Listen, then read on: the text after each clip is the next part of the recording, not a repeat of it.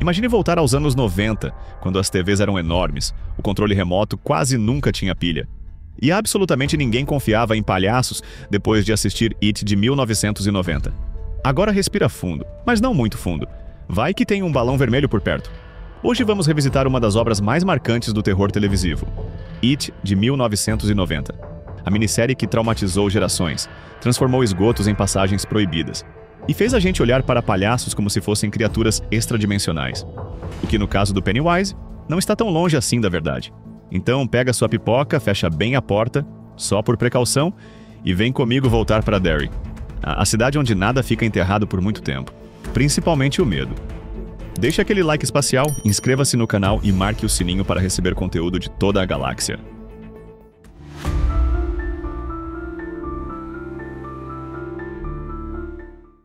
It de 1990 foi lançado como uma minissérie de 2 partes, adaptando um dos livros mais densos e emocionalmente pesados de Stephen King. A história se divide em 2 tempos. Os perdedores quando crianças e muitos anos depois, já adultos, retornando a Derry para enfrentar aquilo que nunca conseguiram realmente esquecer. A produção mistura terror psicológico, drama, amizade, nostalgia e um sentimento constante de que algo terrível está sempre prestes a acontecer. Mesmo com limitações da TV da época, cortes, censura, orçamento apertado, a minissérie conseguiu entregar um clima marcado pela inocência perdida, pelo peso dos traumas e, claro, pelo horror absoluto que é Pennywise. É um produto dos anos 90 que mesmo hoje tem cenas que ficam gravadas na mente. Não importa quantas versões modernas existam, essa adaptação tem um charme único, quase artesanal, e uma atmosfera que só aquela década conseguia criar.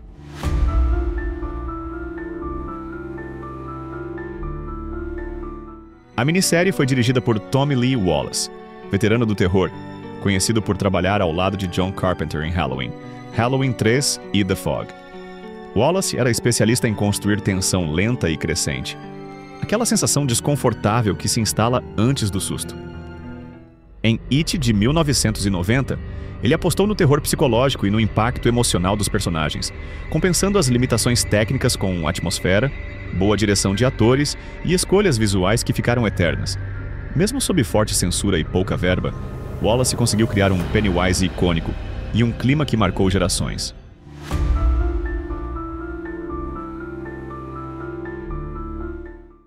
Pennywise, o palhaço dançarino, é apenas uma das muitas faces de uma entidade muito mais antiga, conhecida nos livros como A Coisa, uma criatura cósmica que existe muito antes da própria Terra. Sua verdadeira forma é praticamente indescritível, e sua origem está ligada a um universo além da realidade humana, onde seres poderosos moldam a existência. No livro, descobrimos que Pennywise não veio parar em Derry por acaso. Ele caiu no planeta milhões de anos atrás, em um impacto semelhante a um meteoro, e adormecia por longos períodos. Seu ciclo é sempre o mesmo. Ele acorda, se alimenta do medo, especialmente o de crianças, e depois retorna ao sono, deixando um rastro de tragédias e desaparecimentos. Sua conexão com Derry é tão profunda que parece que a própria cidade vive sob sua sombra. Ele influencia adultos, manipula acontecimentos e corrompe a história local de dentro para fora. Na minissérie, isso aparece de forma mais leve, mas ainda perceptível. Derry é uma cidade onde o mal é sempre ignorado, sempre deixado de lado, como se a própria população estivesse hipnotizada. E sua aparência? Calculada. Pennywise escolhe ser um palhaço porque é atraente para crianças e assustador para adultos. Um iscador de medos perfeito. Tim Curry levou isso ao extremo, criando um palhaço amigável por fora, mas com olhos que entregam um predador antigo e faminto. Pennywise não é só um monstro, é uma ideia viva do medo. Uma coisa que te observa, te entende e te consome.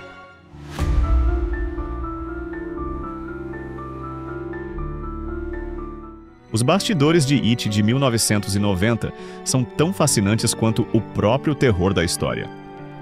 Para começar, Tim Curry quase desistiu do papel quando descobriu que a produção queria usar próteses exageradas e maquiagem grotesca.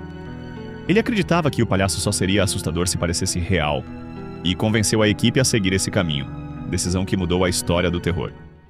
O impacto dele no set era tão forte que as crianças do elenco realmente evitavam olhar para Curry caracterizado. Mesmo tentando ser cuidadoso, bastava ele aparecer com o figurino completo para provocar lágrimas, tremedeira e até ataques de pânico. A produção, com orçamento apertado e censura pesada, improvisou muito. A cena das fotos, por exemplo, foi refilmada no mesmo dia porque o Wallace achou que estava muito bonita para ser perturbadora. Já a trilha sonora de Richard Bellis, premiada com um Emmy, usou sons de brinquedos quebrados, risadas distorcidas e instrumentos infantis manipulados digitalmente para criar aquela atmosfera surreal de infância corrompida. Mesmo com tantas restrições, Wallace conseguiu manter a essência sombria do livro. Pouca gente sabe, mas It deixou de fora uma das partes mais profundas e bizarras da mitologia criada por Stephen King. Maturin, a tartaruga cósmica, rival natural de Pennywise e uma das entidades mais antigas do macroverso. No livro, essa força que guia os garotos é justamente Maturin, que tenta ajudá-los a equilibrar a batalha entre o bem e o mal. Mesmo sem ser mencionada diretamente no filme, a presença de Maturin é percebida na forma espiritual e simbólica com que o grupo encontra coragem, união e força para encarar o terror. O terror é mais psicológico, insinuado, deixando o público imaginar as partes mais pesadas, o que, no final, o tornou ainda mais assustador. E até Stephen King, que é crítico ferrenho de adaptações, elogiou a minissérie, especialmente a atuação hipnotizante de Tim Curry.